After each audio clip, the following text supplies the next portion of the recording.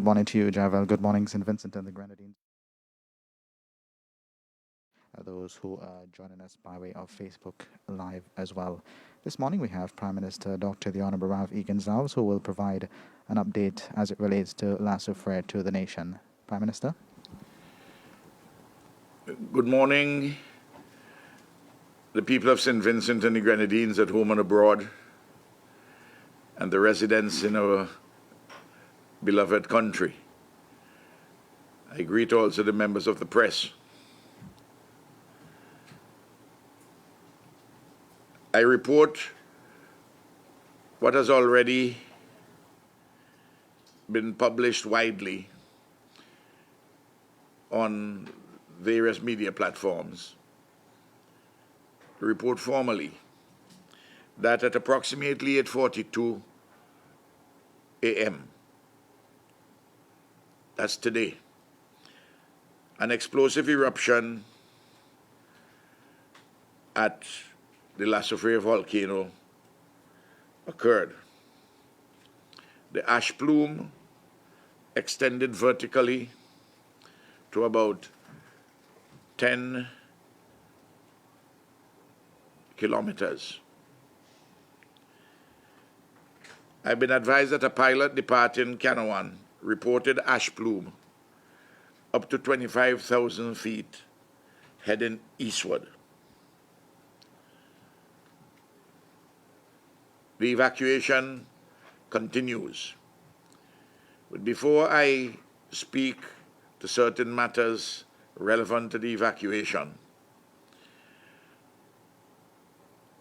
I have Professor Robertson, who has been here with us, with his team from the Seismic Research Center at the University of the West Indies, which is based in St. Augustine, Trinidad, to speak to the nation as to precisely what happened, what currently is ongoing, and what is expected over the next few hours and days and maybe weeks. And after Professor Robertson has spoken, I will continue to provide some other information. Richie, are you there? Yes, Prime Minister. Good morning to you. Good morning to everyone in St. Vincent and Grenadines. Yes, as people know by now, we're into explosive eruption, and it's ongoing. Essentially, the onset of this started with what we call continuous tremor. The volcano overnight had gone into continuous tremor, where essentially it was shaking at the summit all the time, shaking at the instruments that we could pick up. You couldn't pick it up, people who were there. So we moved from banded tremor, with these bands of tremor, to continuously tremoring. And then at about 8:37 this morning, in fact, we started to see a signal, and the signal slowly grew in amplitude. It increased the size of the shaking, or the amount of shaking that you had. And then by 8:41, you had people realized there was an explosion. In fact, the punching through of the vent and of the dome that was there would have happened sometime after 8:37, probably to 8:41. By the time the plume went up, it actually a big explosion went in. It continued to rise. Prime said from reports, it's now, in fact, it's now estimated in some areas there are ash clouds from aviation sources that say that pilots you broke up there. If you say it is estimated now, if you go back over right. that. So I have a report of ash clouds reported by pilots between 20 miles north to 50 miles southeast of St. Vincent, reaching up to 29,000 feet. We had estimated the height to be about 10 kilometers, looking at the observatory here, just sort of estimating it. So it's around that kind of around 10K. That's how high it went. And it seems that basically you have a set of ash that went off towards the east at a higher level, and a set that went off towards the west at a lower level. And of course, once the ash is in the atmosphere, it eventually falls back down. So areas as far as south as Belmont, where we are at observatory here, began to feel ash. So we had some ash fall here. All of this is expected. Essentially, what has happened is that, as we had said, the batch of magma that had been trying to come up for the longest while, it seems that it has either right at the surface or quite close to the surface. And then overnight, it punched through and it has cleared, you could say it's cleared the throat of the volcano.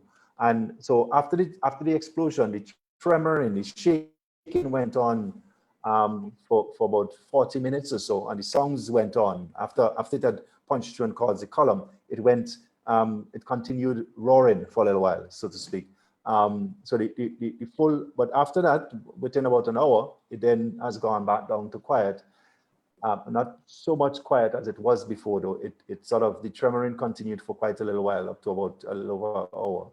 And we're now back into sort of a quiet period in between. Now, what has happened is that the explosive eruption, as we had said, could start, has started. And once it has started, it's possible that you could have more explosions like these. Essentially, there is fresh magma, fresh material, gas-rich enough to cause an explosion, right close to the surface. And once that is there, it could explode. The first one might have been not necessarily the biggest one. It's possible that you could have explosions that go higher and carry plumes higher in the atmosphere than this one did. The areas that's going to be affected most are still the areas we have said, which is the volcano itself, the possibility for pyroclastic flows are the volcano itself, the red areas, the periphery of the orange areas in terms of pyroclastic flows and surges. But mainly the rest of Simmons is probably going to be affected only by ash. Most of the ash is going to stay in the northern part of the country. So I was surprised if a lot of ash gets to the green and the yellow areas even. But really that depends on the wind direction. The ash goes up, it explodes upwards, and then after a while it just gets caught by the ash, and by the wind, sorry, wherever the wind takes it, it goes. So if the wind, for us, luckily, most of the times the wind blows either to the east or the west. The upper level winds go off the east, the lower level to the west. But sometimes the wind comes to the south. If that happens when you have one of these explosions, ash could come to the south. Also, if you have a really, really big explosion, bigger than we've seen, the ash plume, remember it goes out and it just spreads in all directions. If the spread is big enough above the volcano, it can spread further to the south. So that's the kind of the two ways in which the ash could get to the south. But it's mainly the ash we'd expect affecting green and yellow areas, not the things that's going to potentially kill people, like on the volcano itself, the pyroclastic flows and the surges. We wouldn't be surprised if this continues for the next few days, the next few weeks. We hope this is more smaller eruptions, so it doesn't go on for longer than that. But we enter explosive phase, and it's necessary now for us just to watch, monitor it, see what it's indicating, that it's really just in this phase. It's going to get bigger, smaller, whether it's head towards an end or not. And that's what the monitoring team would be doing, collecting more data, trying to analyze them and trying to find out how far and track this explosive eruption.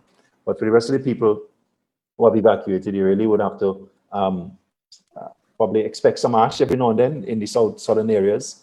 But otherwise, once you're off the mountain, you should be good. I would suggest to you that if you're still one of those persons who are anywhere on the mountain who are saying that you're going to wait it out and see what happens, the first one is not necessarily the worst one. The first bang is not necessarily the biggest bang this volcano would give. So you would have experienced the first one if you are there still. Just bear that in mind. If you insist in being there still, I would suggest that you move south. I think that's all I'll have to say on the series more.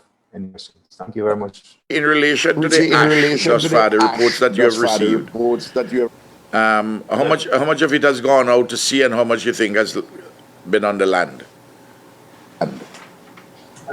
I think most of it would have gone out to sea. Either out to sea or on the volcano itself. In terms of the land mass, most of it will be on the volcano itself.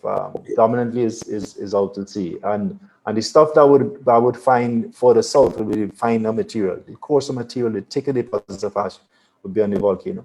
One of the things that we're going to do as soon as we get a chance to go out and start actually quantifying that a bit, cutting ash and seeing how thick it is in different places. So we'll have a better idea of that as the day goes out. Well, assuming there's no more exposure, then we can actually go into that. Okay. Any member of the media has any questions for Professor Robertson?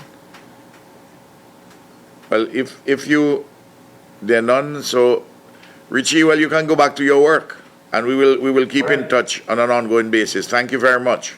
Yes, thank you very much, and see you next time. Thank you. I want to report broadly what has been taking place on the evacuation and all associated preparatory steps as we go forward, and as the evacuation plan is unfolding and being rolled out.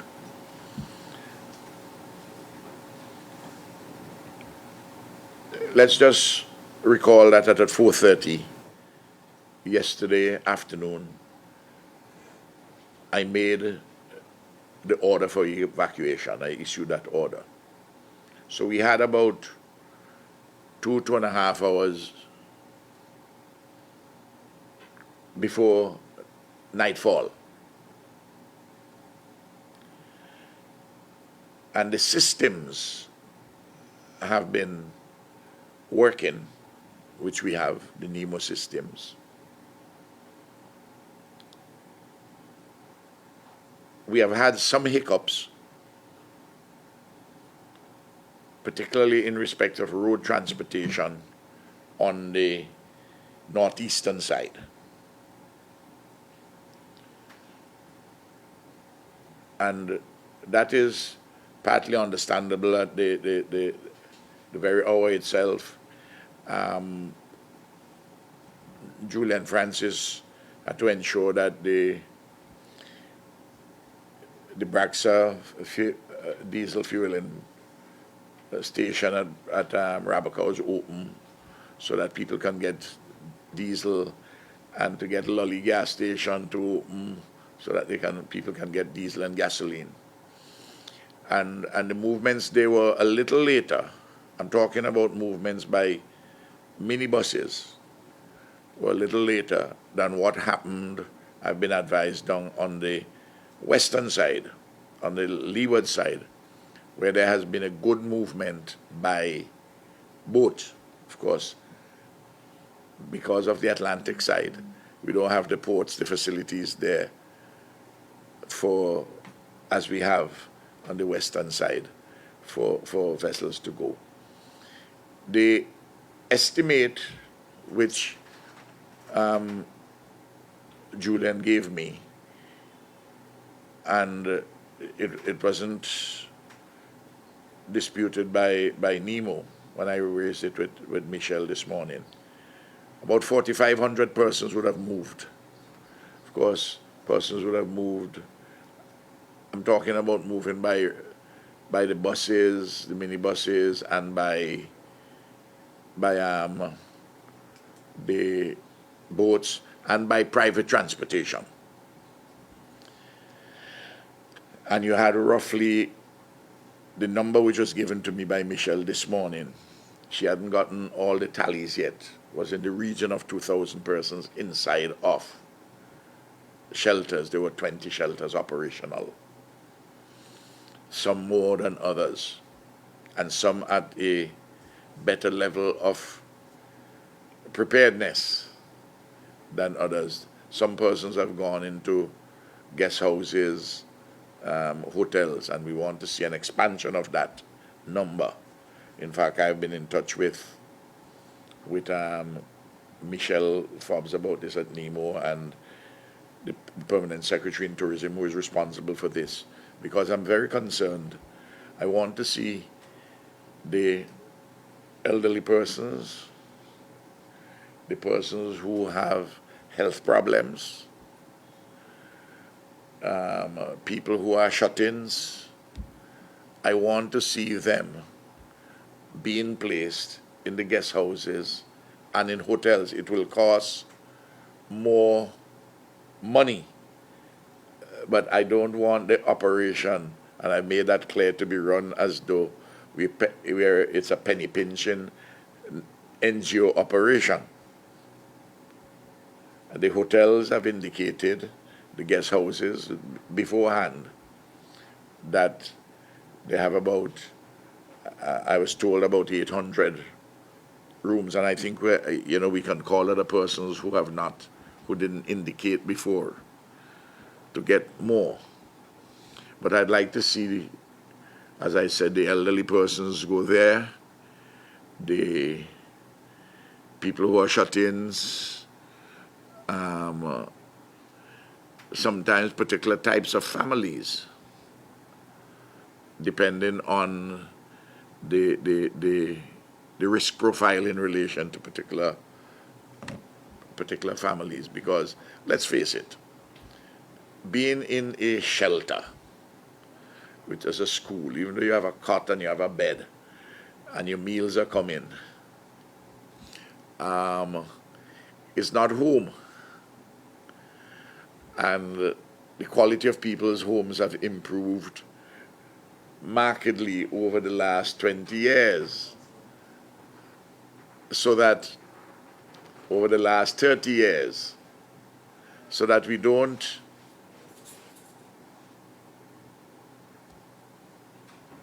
want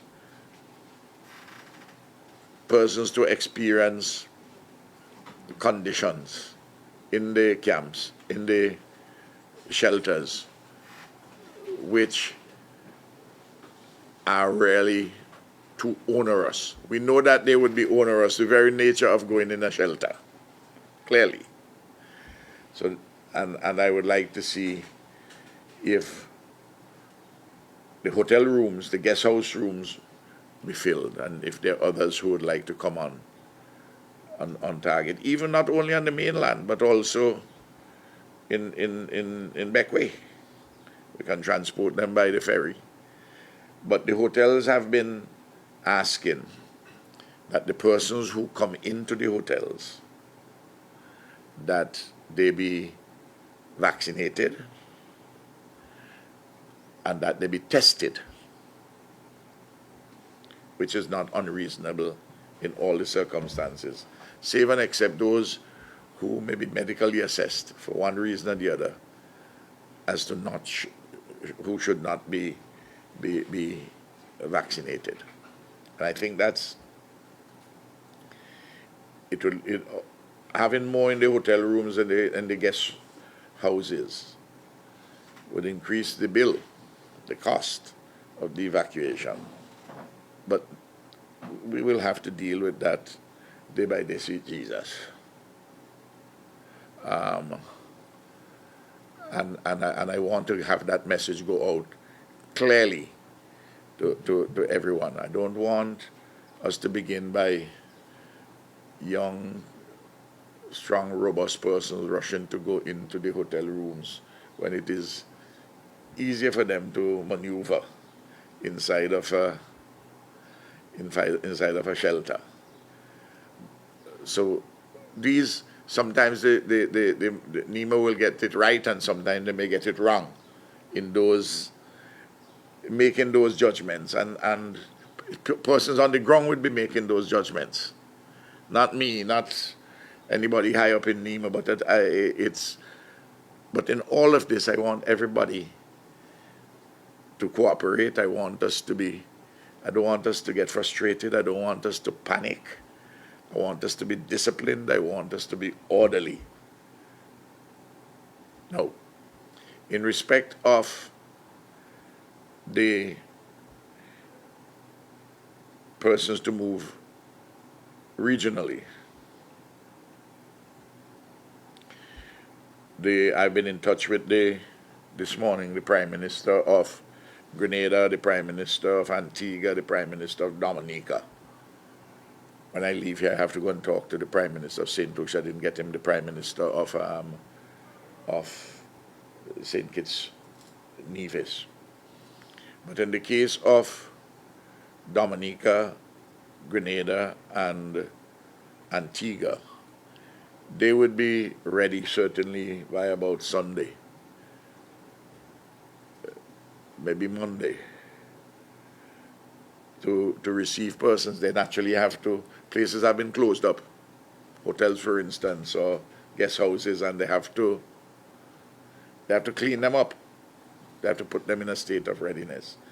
And I want to say this, and every time when I've raised the issue of, well, tell me if I have to send resources to feed, and the immediate answer is, listen, don't worry yourself about that. It is very touching that there are families in Antigua and Grenada and St. Lucia and Dominica who are calling in and say that they will take people, if need be, into their homes. Amazing, eh? On this dangerous road to Jericho, we have the Good Samaritans.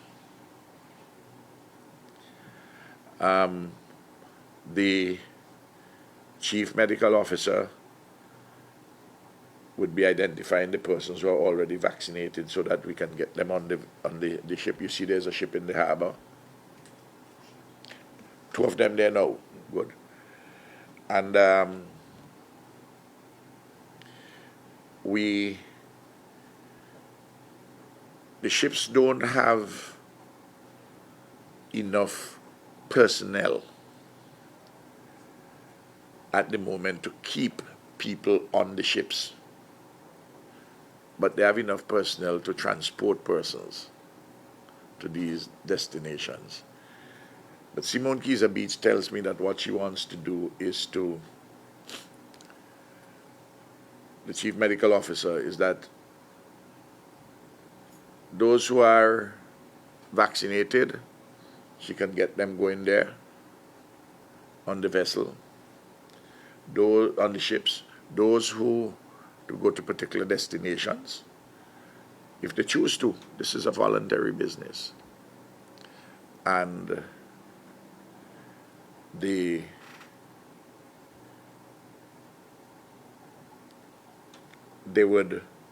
those who are not yet vaccinated but who would be vaccinated, you wouldn't want to send them immediately after vaccination. You'd want to hold them, keep them for a day or two, because some persons upon vaccination, they develop an itch, a little wooziness in their head. You know how that is.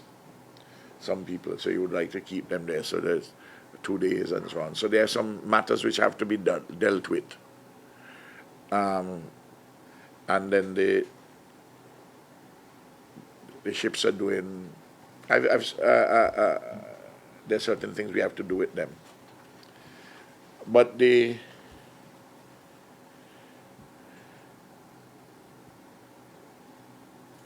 I've spoken to one of the cruise lines leadership this morning, and I must tell you,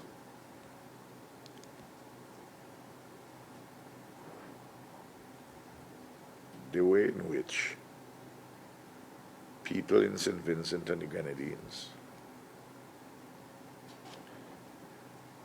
and in ordinary people and in Grenada and in Dominica, St. Lucia, and Antigua,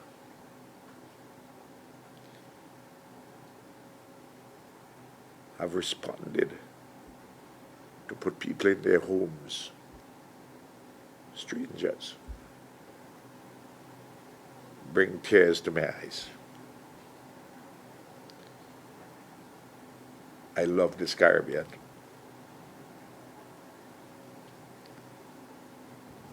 I want to thank the minibus operators who have thus participated, and I'm asking all of them to participate. I know your bus costs money and so on, and you will be paid. Don't worry about that. I want you to help. And today, with the explosive eruption, I want you to help in moving the people and persons who have private vehicles to help also. And in some places, if you go into a shelter, you may not end up at the shelter permanently. because that might also be a clearinghouse for you to go to a hotel or a guest house, or maybe to go somewhere else. Of course, large numbers of persons still would have to stay in the shelters. But the more we get persons who can go into homes and who can go into the hotels and the guest houses, whether here or outside of St. Vincent and the Grenadines, for persons who may wish to go, that we should do so. Because this is not going to be like, why I'm anxious for that, this is not going to be simply like a hurricane where it might be a 7-day business, in some cases a 2-day business. Professor Robertson had indicated that depending on the extent of the explosion and the damage done, it could be 4 months. I spoke to the Vice Chancellor of the university. Well, he called me, Sir Hilary Beckles, and before that, Prime Minister Holness called me. And of course, same thing like the government of Trinidad and Tobago. They want to know what they can do and help. Well, I told in the case of Jamaica, I said, listen, we're going to be able to take care of the security and all these sort of things around here, and we would have enough supplies, and anything we needed would be nearby. So, and I told them what is happening broadly with CARICOM, and which has responded very well. And he said, listen, if you have some students, we have dorms at the university. We're talking about mature students like those at community college. So for instance, from those areas, the red zone or neighboring adjacent areas in the orange zone where there may be problems. To go and occupy dorms there, they can continue to study this by distance, because which is what they're doing in any case here. They have their device. And that is something which I would also explore. It would be a tremendous educational experience. And I want us in the region to use natural disasters like these to strengthen the bonds of regionalism. It's not that we are not taking care of our own. Clearly we are doing that. But it brings home that we are one Caribbean family.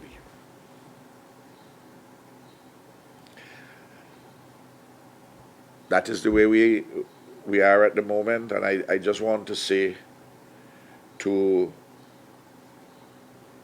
again, to all the persons involved in the evacuation exercise, I want to thank you for what you have been doing.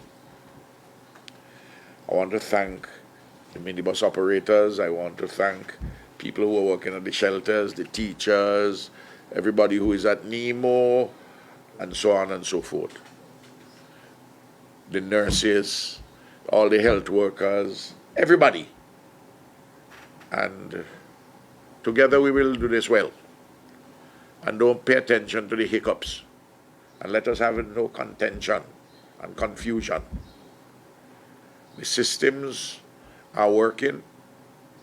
We have had some hiccups here and there, which is understandable, and I had forewarned about that.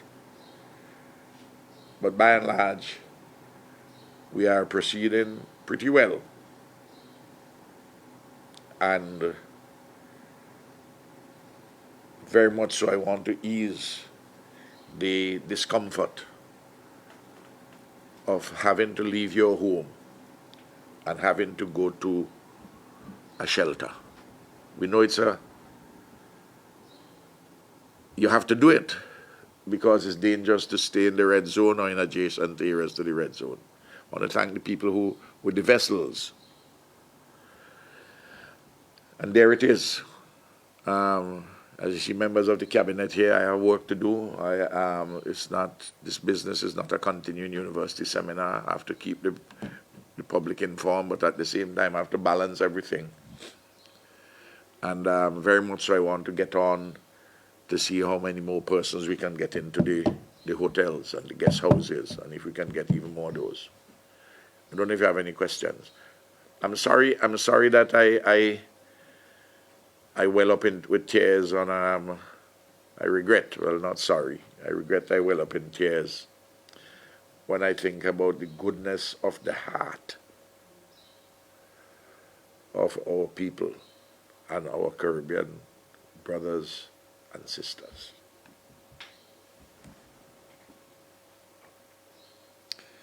Any questions? Well, we go on, we continue to work. Thank you. Thank you very much, Prime Minister. That concludes our briefing here at Cabinet Room, the third such in the last 24 hours. We, of course, will keep you updated. We hope that you would stay with this station for continuous.